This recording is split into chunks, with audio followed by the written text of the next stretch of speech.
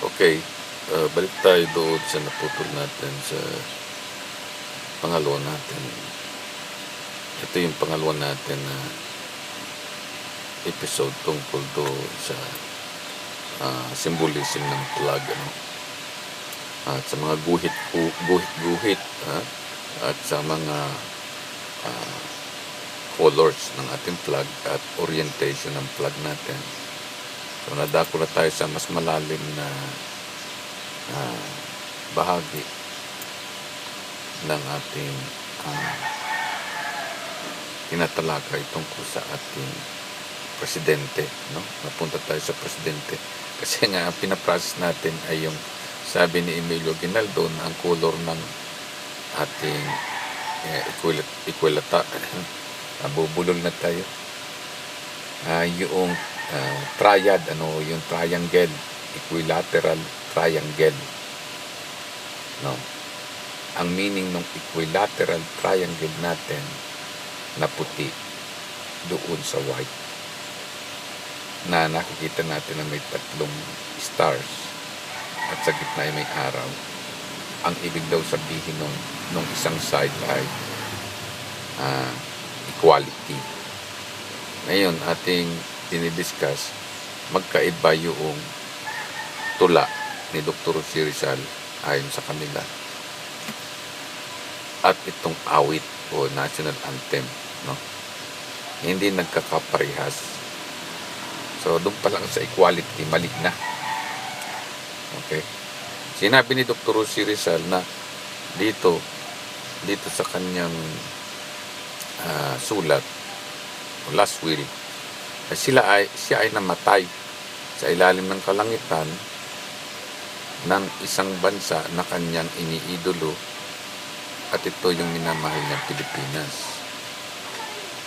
Okay, dito ang sinasabi ni Emilio Aguinaldo, namatay naman sila, maligaya silang lalaban sa nang-aapi at papatay ng taong nang-aapi dahil sa iyo bayan na magiliw. So wala ditong inibig, walang inibig na Pilipinas, kundi giniliw lang na isang bayan. Okay, kasi yun ang dahilan kung bakit si Dr. Jose Rizal isinama nila doon sa list of Chinese Filipinos.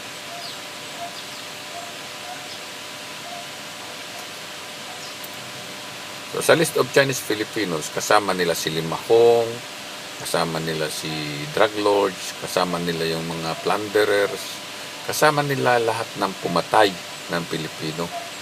Kasama si Dumas Sison doon, si General Yefe, mga mamamatay tao na galing sa China. Sila Macapagal, yung pumatay kay Andres Bonifacio. So lahat ng mga inchik, pati yung mga politicians, mula kay Emilio Aguinaldo hanggang kay Ferdinand Marcos, lahat ay naandyan sa list of Chinese Filipinos. At kasama dun yung Chinese Chamber of Commerce, kasama din yung siyempre yung mga gumagawa ng Peking history, si Xiao Chua, So hindi pwedeng si Dr. Jose Rizal gawin mong dayuhan, kasi hindi ito tungkol sa dayuhan. Ang Pilipinas, ang sinasabi ni Dr. Jose Rizal, na nasa karagatan. Okay? Hindi pwedeng sabihin mo na yung ancestors ng China yung nasa karagatan. So hindi na equal yung sinasabi ng Chinese historians dito sa sinasabi ni Dr. Jose Rizal. So hindi totoong may equality. Okay? At papasok na din yung fraternity doon. Walang fraternity doon. Okay, kasi ang sinasabi ni Dr. Jose Rizal dito ay hindi mo pwedeng basta iguhit sa flag. Kasi dapat i-relate mo yon sa totoong representation ng isang flag. Ang nare-represent ng flag natin ay celestial bodies, may araw, okay, mayroong mga stars, at may kulay ang langit. So dito makita mo dito, I die when I see the sky has unpaired its color. Okay, so meaning na kung anong kulay na nakikita mo doon sa kalangitan, kung isusulat mo yun sa ating flag, ganun din. Hindi mo pwedeng magkaiba yung nakita mo sa kalangitan at nakita mo sa flag. Kasi yun din yung nakita mo doon sa sulat. Okay? So, pag sinabing sulat, is spiritual thing yan. Kasi ang espiritu ng tao, nandoon nakatira yung wisdom, yung karunungan. So, ito, karunungan ito ni Dr. C. Rizal na nakatira sa kanyang pagkatao. Okay? At ang sinasabi niya dito, yung kanyang pagkatao, yung kanyang mga magulang, mga iniibig, at yung childhood friend niya, at kasama itong sweet foreigner, ano? Lahat sila ay nasa ilalim ng kalangitan. So, hindi mo pwedeng ipasok sila doon sa bayan. Okay, kasi yung bayan, hindi kasya dyan yung region of the sun. Okay, ang kasya lang dyan yung mga galing sa province ng China. So, ang ibig sabihin ni Dr. C. Rizal, hindi mo pwedeng isulat na lahat ng sinabi ni Dr. C. Rizal ay nandyan sa loob ng bayan. Okay? Yung dagat at bundok nasa bayan. Okay? Yung islap ng Batawat, Bituin, ano, ay lahat nasa bayan, at ang naghirang sa bayan ay province ng ancestors ng China. No? Kasi ang bayan ay mas mababa kaysa sa province. Okay, hindi naman mas mataas sa bansa niya. So, ang sinasabi ni Dr. C. Rizal ay hindi tungkol sa pagkakaparehas, hindi tungkol sa pagkakaparehas ng Diyos at ng bansa. Okay, dito pa lang ay mali na yung triangle ng flag, ano? Kasi dito, mas mataas ang ating bansa kaysa sa mga magulang natin. Kasi yung mga magulang natin nakatira sa isang bansa. Pag tinanggalan mo ng bansa ang iyong mga magulang at iyong iniibig, ginawa mo silang palaboy. Ginawa mo silang taong grasa dito sa Pilipinas, o ginawa mong palaboy sa karagatan na walang masisilungan. No? Yung mga magulang mo. Dito sa paragraph 13, pinigyan ni Dr. C. Rizal ng masisilungan, ng matitirhan yung kanyang mga magulang at mga iniibig. At yan ay ibinigay niya sa iniidolong bansa na kapighatian ng kanyang kapighatian. So, itong sorrow of sorrow, ang meaning niya ay pag sinaktan mo ang Pilipino, pag tinanggalan mo ng bahay, pag tinanggalan mo ng karapatan, tinanggalan mo ng kasaysayan, ay ibig sabihin walang pinagmulan ang iyong mga magulang. Okay?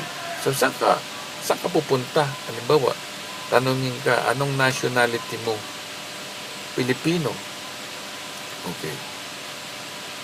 Bakit ka nandito? Mag-abroad ako. Magpunta ako sa China. Okay? So, hindi ka makakabalik sa Pilipinas, kukulungin ka doon. Dahil illegal kang pumasok. Diba? Pahihirapan ka ng mga inchik doon. No? Nagpasok ka na lang nang walang pinagmulan. Hindi ka makakarating sa patutunguhan mo. So, dapat meron kang bansa na pinagmulan. Dito, tinatanggalan ng bansa ni Emilio Aguinaldo yung mga Pilipino kasi hindi niya binanggit na ang minahal niya at ang kinamatay niya ay dahil sa bansang Pilipinas. So, magkaiba na yung tula ni Dr. C. Rizal doon sa awit ng mga makabayan para sa province of China. Hindi nagmamatch. So, ibig sabihin, hindi si Dr. C. Rizal galing talaga sa dugo ng inchik. So, hindi tungkol sa fraternity, equality ang sinasabi ni Dr. C. Rizal. Okay? Tungkol lamang sa isang bansa, sa Diyos, at sa mga minahal niya. Ang minahal niya ay matatagpuan mo lang sa ilalim ng kalangitan. Okay? Yung unang-unang minahal niya ay yung Eden. Ang ibig sabihin ay motherland. Okay, doon napapasok yung kulay na pula. So, ang meaning ng kulay na pula ay motherland. Okay? So, ibig sabihin, yung sinasabi ni Dr. C. Rizal na 6 na milyon na Pilipino na nasa ilalim ng pamumuno ng Gobernadorcillo ng Spain noong 1895, 1896 hanggang 1898 ay ipinaglalaban ni Dr. C. Rizal upang magkaroon ng bansa. Hindi niya hinihingi yung kwento tungkol sa pakikipag-sex ng ancestors ng China sa Chinese prostitute dito sa karagatan. Kasi ang sinasabing Eden ay babae din, Okay? Kaya tinawag na Eden sa pangalang babae dahil ang ibig sabihin niya ipinanganak tayo ng isang bansa. Yung bayan, pwede bang manganak ng bansa yan? Ang ibig sabihin ni Emilio Aguinaldo, ang bayan ipinanganak ng province. At yung province ipinanganak ng bansa. So, ibig sabihin, out of this world, yung sinasabi ni Emilio Aguinaldo sa flag natin. Kaya hindi totoo yung sinasabi niya na tungkol sa liberty, equality, at fraternity.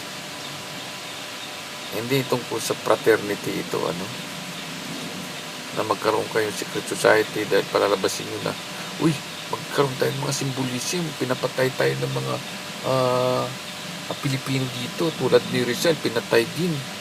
So, yan ang nagiging mindset dyan sa Philippine universities. Yung mga professor, yung mga inchik na professors, lawyers na professor,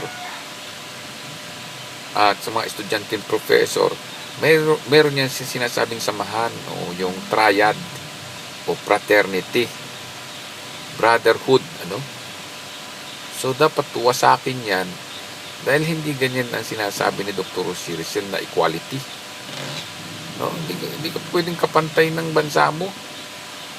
Diba?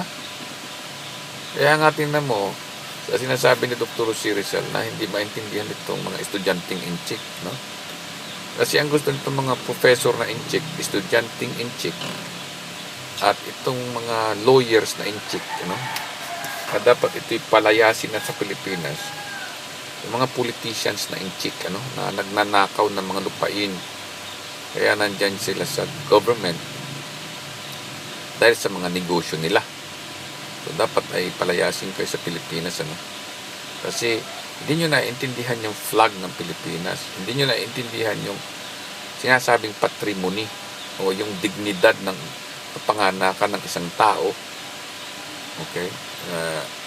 Kumbaga, tama yung sinabi ni Dr. C. Rizal, na dapat ay kung hindi kayo Pilipino, bumalik kayo sa pinanggalingan nyo. Okay? Kasi ang baho-baho ng salita nyo, hindi nyo maintindihan. Tinutulad nyo yung sarili nyo na katulad kayo ni Rizal na galing sa province ng China.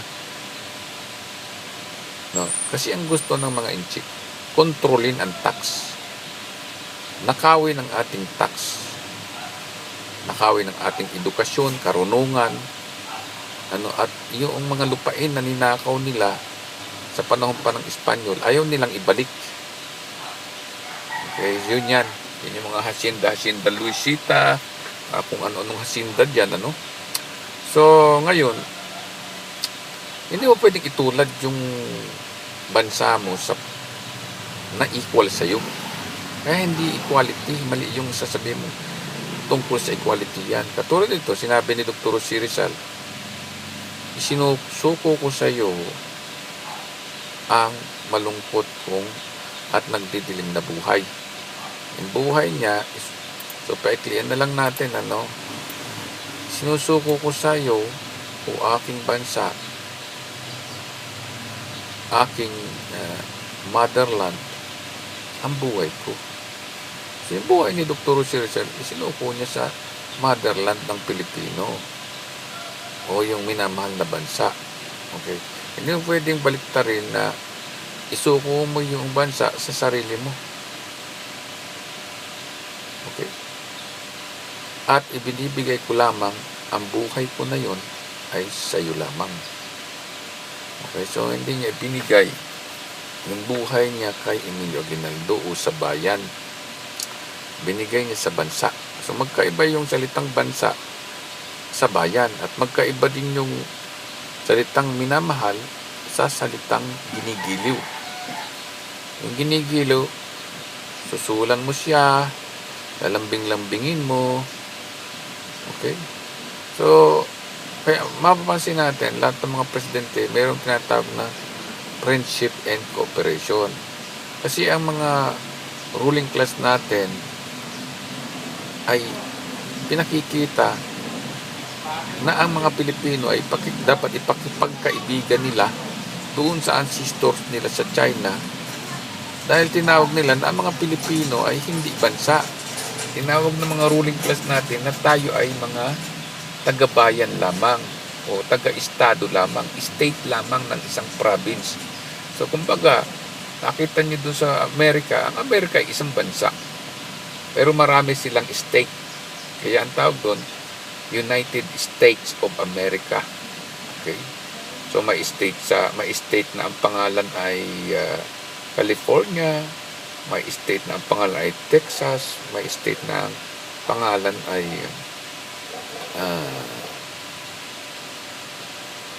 ano pa ba yung sinasabi mga states? Oklahoma. Ano pa ba yung napakaraming state niya na kung isa-isahin natin, ano? So gustong gawin ni Emilio Aguinaldo na tawagin state lamang, estado lamang na magiliw o friendly state. So tayo, pinakikipagkaibigan ng mga presidente natin from the First Republic to the Last Republic na dapat igalang natin yung mga inchik dito sa lupain ng ancestors ng China sa karagatan. Kasi kung wala ang mga apo ng China na tulad ni Jose Rizal, tulad ni Emilio Aguinaldo, ni Jose Ignacio Paua, ni Qiyinan, kung wala yung mga ancestors ng China, walang bansa, walang bayan ang Pilipinas. So dapat sa bansa natin, which is ang iniisip nila China, sumunod kayo dahil bayan lang kayo. So ganun ang nangyayari. Kaya itong mga revolusyonalista ay ikipagpatayin sa mga sundalo natin, binabaril ang mga pulis. At yung mga movie natin, mga radio station, puro mga influencer yan. Magandang gabi, bayan. Kasi yung mga Lopez, nakipagkamag-anakan din kay Rizal. Mga Marcos appointed yan. Si Marcos ang sinusunod, si Emilio Aguinaldo din. Kasi papatayin siya ng bayan. Pag sinabing bayan, secret code yun ng mga Fujian Chinese. So, ganun yan. So, dito ay hindi tungkol sa equality ang sinasabi ni Dr. C. Rizal. So, balik tayo doon sa flag. Ano ba yung kulay puti? Saan ba dapat ilagay? Ano yung kulay pula? Saan ang orientation nun? At yung blue, nasaan yun?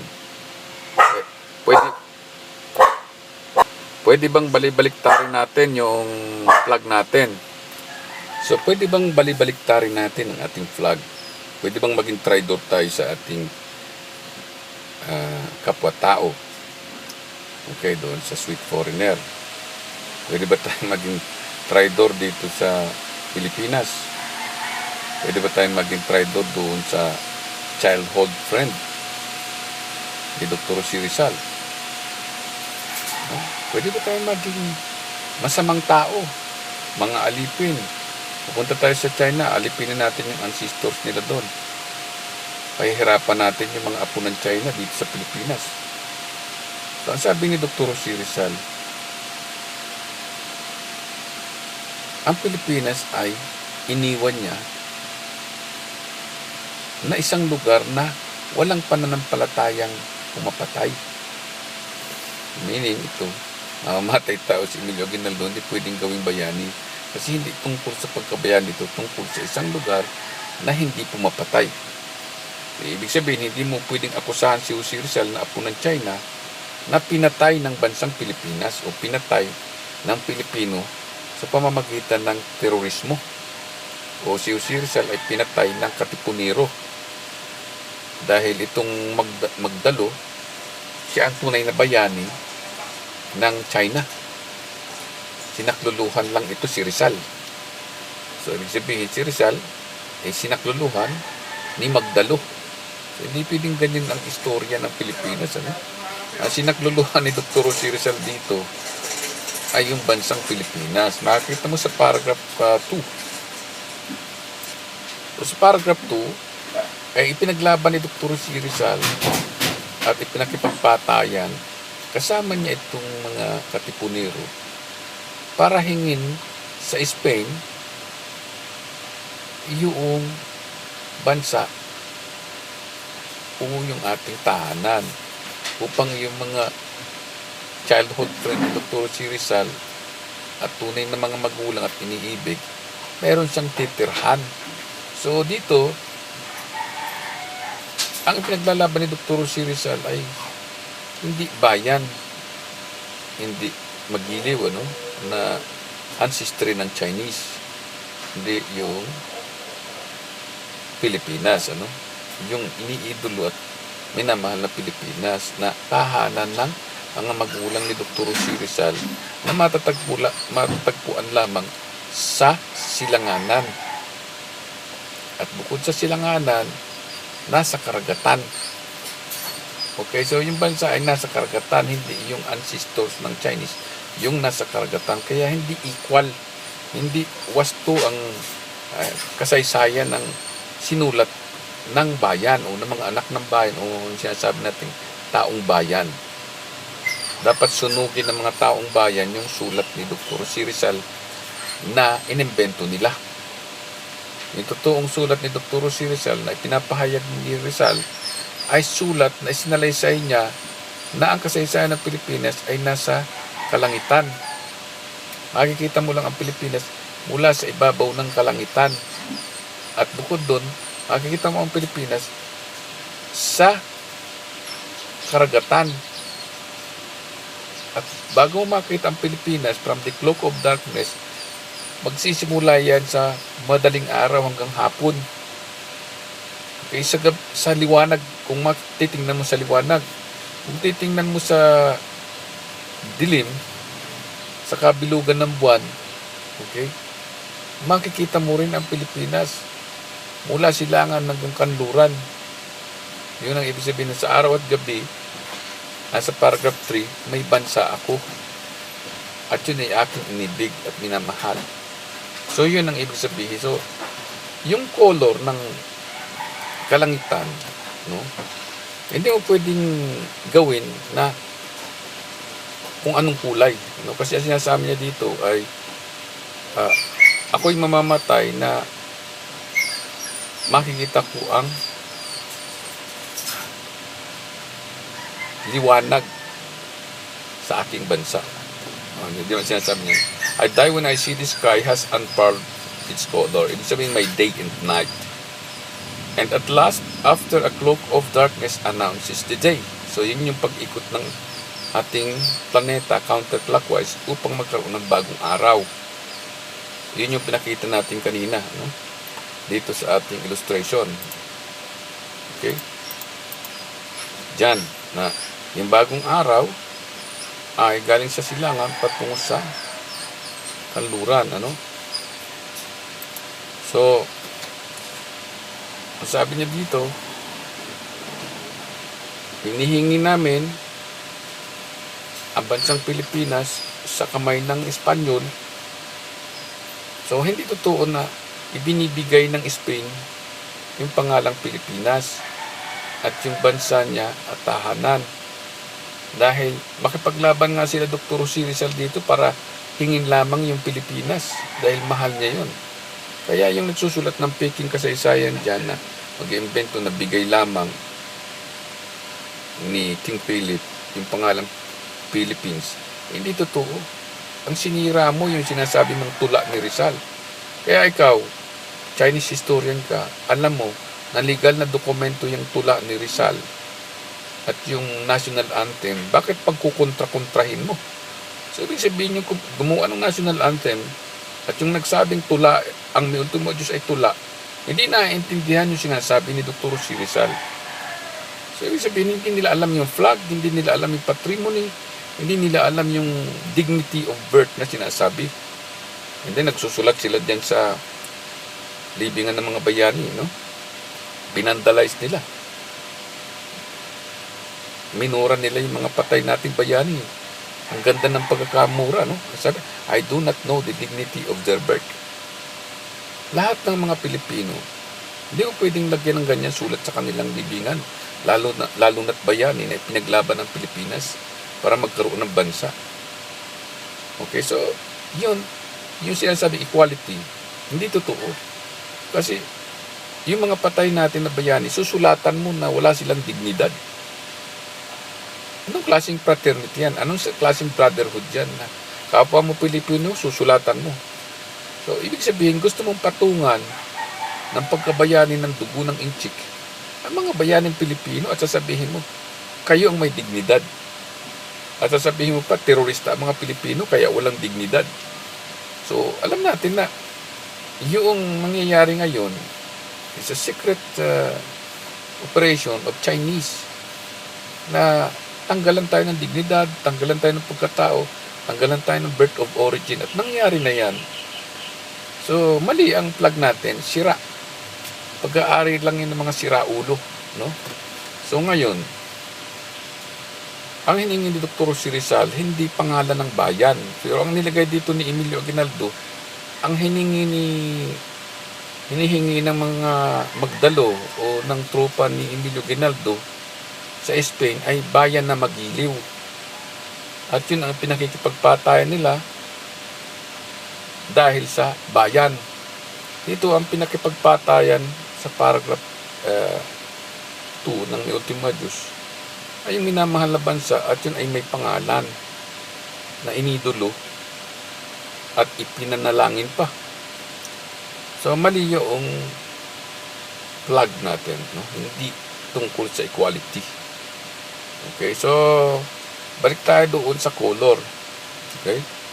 So ang color natin ay white, ano? So ngayon ito nasabi niya dito sa paragraph 3 ay magsilbing liwanag yung kanyang dugo, ano, at refleksyon ng araw sa bagong liwanag na ipinanganak sa kalangitan. So ibig sabihin doon na ang nangyayari ito ay ganito. Okay? So, dito galing yung araw, sa silanganan, at sabi niya gawing balabal ang kanyang dugo sa pagkikipaglaban para ipagtanggol ang Pilipinas na magkaroon tayo ng bansa. Okay? Sa pagbabanaag ng bagong araw. So, ang pinipilit ni Dr. Si Rizal makita diyan, sa buhay man at kamatayan, yung sabi ng Pujian Chinese na nagpatay-patayan dyan at nag-drama sa airport, no? Nung mamatay siya, naging kanya yung airport at ibinurog pa siya sa luneta. Okay, dito sa pinag-aralan mabuti ang sinusulat ni Dr. Si Rizal ay hindi tungkol sa pagdating ng mga patay na inchik, ano, o hindi ito tungkol sa burol ng mga Chinese galing sa province of China. Ang sinasabi dito ay tungkol sa magdala ka ng buhay. Bigyan mo ng buhay ang Pilipinas, huwag mong kunin ang buhay sa Pilipinas. Okay? So ito, yun ang tunay na liwanag, ano? Bigyan mo ng buhay ang Pilipinas, huwag mong kunan ng buhay Kasi pag kumuha ka ng buhay sa Pilipinas, terorista ka. Kasi ang Pilipinas ay isang bansa na ang pananampalataya ay hindi pumapatay. So kayo ang pumapatay, bibintangan yung ang mga Pilipino ang terorista. So saan kayo nanggaling? What the Fujian are worth lying for?